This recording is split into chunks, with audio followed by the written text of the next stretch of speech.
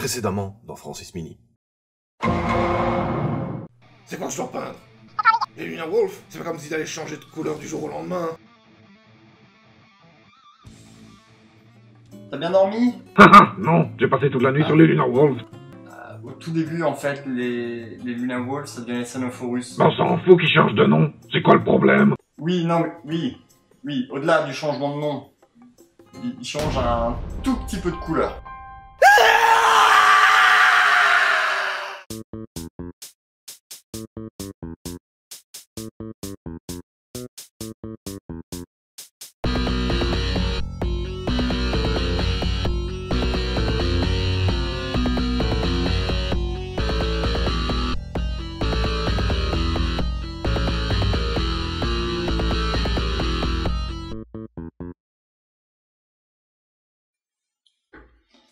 Non, je comprends, oui, y a pas de problème, t'en fais pas, j'ai pris de l'avance, il change plus de couleur. T'inquiète. Oui, t'as passé la nuit dessus pour pas grand chose. T'en fais pas, il change plus de couleur. Par contre, tu notes-le toi sur un post-it, ta main, ta canette, enfin ce que tu veux, mais ça fait 5 fois là déjà que tu me demandes. Vraiment, promis, il change plus de couleur. C'est ça. Allez, bon courage. Oui.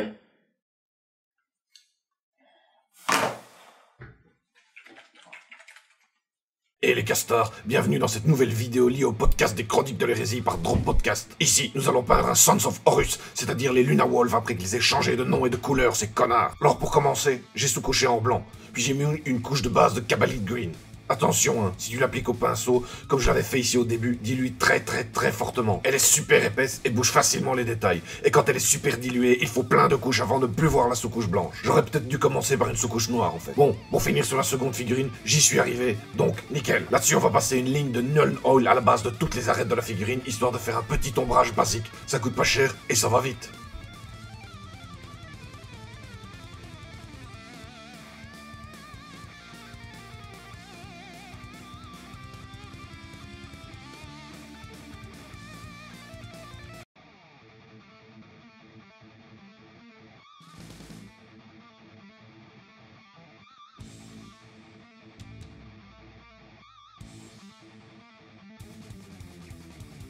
Non, j'ai vérifié, il change pas de couleur.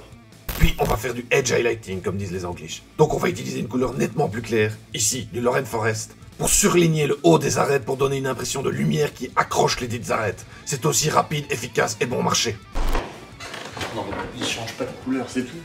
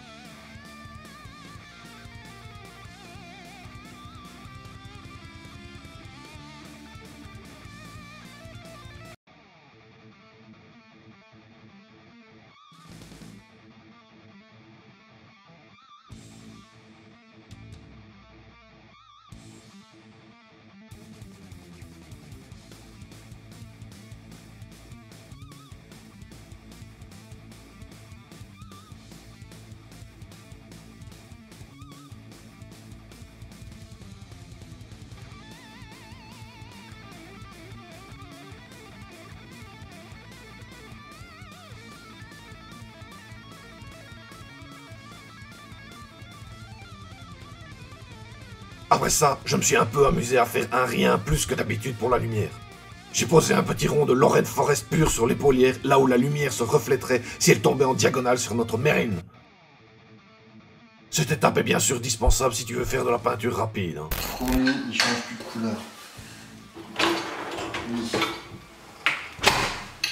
Puis j'ai fait un mélange fortement dilué entre le Cabalid Green et le Lorraine Forest que j'ai appliqué autour du rond en le recouvrant légèrement afin de l'agrandir.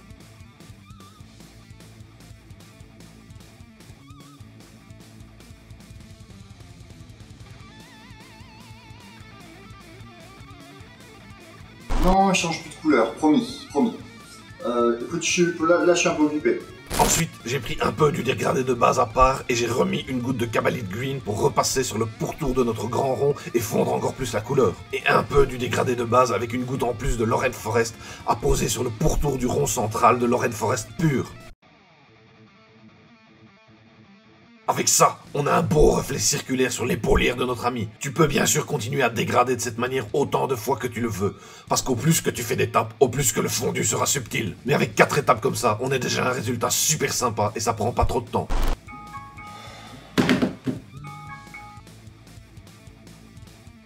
Non, il change pas de couleur, non. J'ai aussi fait une petite pointe de Lorraine Forest pure, mais très diluée, juste un point en fait sur le casque, pour faire un rappel du reflet lumineux sur l'épaulière. Pose-le dans le même angle que sur celle-ci. Je t'ai dit que je vérifie. Tu peux arrêter de m'interrompre 8 secondes, non? Gros? Des chips. Je suis en train de me faire un chef-d'œuvre du 7e art. Voilà, il change pas de couleur. C'est ça. Oh.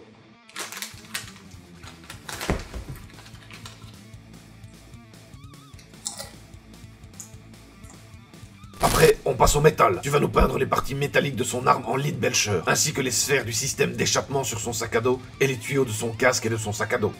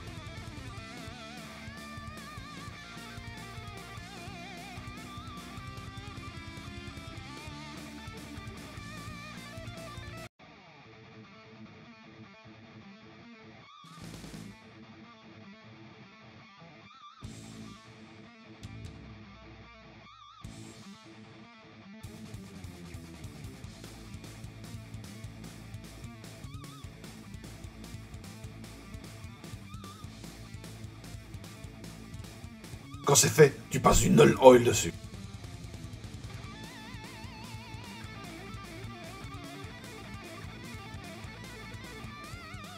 Ici, je te laisse le choix de ton bon vouloir. Moi, les parties noires de l'arme, j'ai utilisé du contraste Black Templar, ce qui a permis de faire un rappel de la couleur verte de l'armure, même sur l'arme, parce qu'on voit la sous-couche de Cabalid Green apparaître en transparence en dessous, mais très légèrement. Ou alors tu utilises du noir pur, c'est toi qui vois.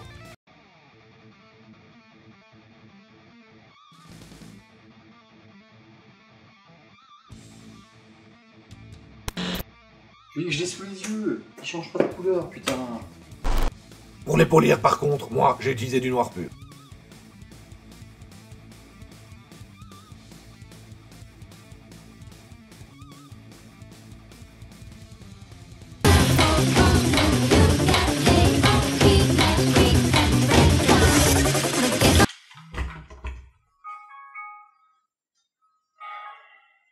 Oui, Francis. Je vérifie encore une fois et c'est bon. Je m'en attends. Je te reprends de suite.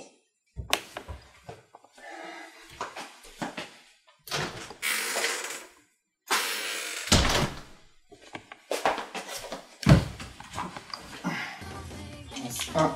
Magique. 0. Après ça, on va faire le contour des épaulières et j'ai pris du Balthazar Gold. Si tu dépasses, ne te stresse pas, tu peux toujours corriger par après.